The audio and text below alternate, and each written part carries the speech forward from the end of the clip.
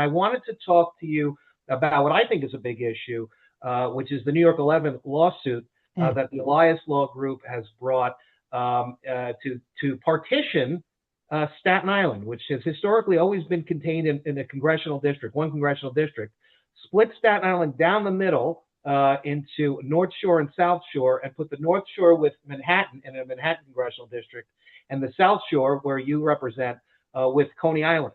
Do you have any feelings about Oh, that? I mean, yeah, go ahead. quite a bit, quite a bit. And this is one of those issues where I've spoken about this on the floor of the city council. You know, at the end of the council meetings, they let you speak for 2 minutes about whatever you want.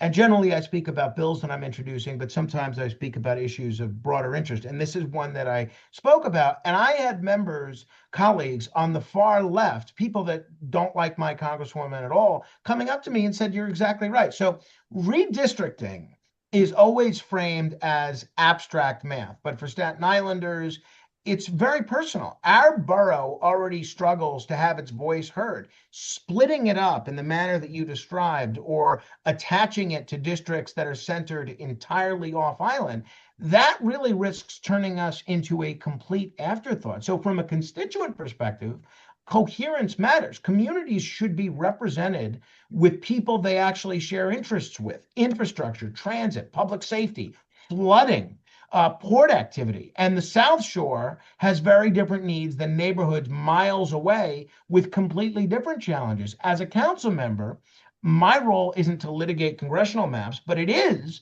to advocate for my constituents' interests, including making sure that Staten Island is not diluted or marginalized. When Staten Island speaks with one voice in Washington, whether it's when we're represented by Republicans or Democrats, it's much more effective than when we're carved up to serve someone else's political strategy. So I think this lawsuit and this attempt to redistrict Staten Island, it's blatant partisan politics. And look, I'm not excusing the attempts at gerrymandering where the Republicans are trying to do it around the country. I think that's bad too. But as someone that is poised to see our voice in Congress and our voice in Washington significantly diminished because of this partisan food fight, I think it's nonsense, total nonsense.